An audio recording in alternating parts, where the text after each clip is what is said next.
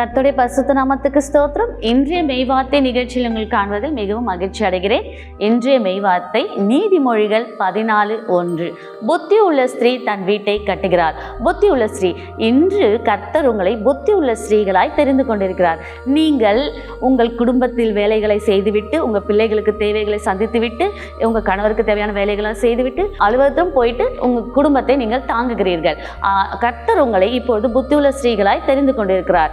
நீங்கள் உங்கள் கணவருக்காக, உங்கள் பிள்ளைகளுக்காக, உங்கள் குடும்பத்திற்காக எழும்பி ஜெபிக்கும் போது நீங்கள் புத்தி உள்ள ஸ்திரீகளாக இருக்கிறீர்கள். நீங்கள் பாக்கியவதிகள், நீங்கள் ஆசீர்வதிக்கப்பட்டவர்கள். கர்த்தருக்கு நன்றி சொல்வோம். இப்போது ஒரு சிறிய ஜெபம் செய்வோமா?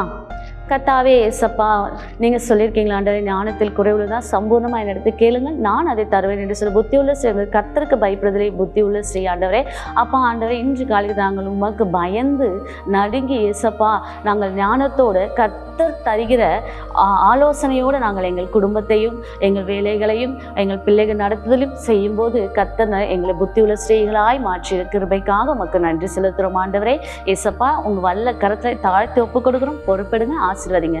கர்த்தராக இயேசு கிறிஸ்துவின் நாமத்தினாலே ஜெபிக்கிறேன் ஜீவனுள்ள நல்ல பிதாவே, ஆமென். அருமையான சகோதர சகோதரிகளே, நீங்கள் இந்த மெய் வார்த்தை செய்திகளை தினந்தோறும் கேட்டு அதன் மூலமாய் ஆசீர்வதிக்கப்படுகிறீர்கள் என்பதை கர்த்தருக்குள் நான் விசுவாசிக்கிறேன். நீங்கள் பெற்ற நன்மைகளை எங்களுக்கு தெரிவிக்க மறவாதிருங்கள். கீழே கொடுக்கப்பட்டிருக்கிற அலைபேசி எண்களிலே நீங்கள் அழைத்து நீங்கள் பெற்ற நன்மைகளை சாட்சியாக எங்களுக்கு அறிவிக்கலாம். அது நீங்களும் நாங்களும் சேர்ந்து தேவனை மகிமைப்படுத்த உதவியாக இருக்கும். இன்றைய நாள் உங்களுக்கு நல்ல நாளாக அமைய கர்த்தருக்குள் நான் விசுவாசிக்கிறேன், ஸ்தோத்திரிக்கிறேன். God bless you.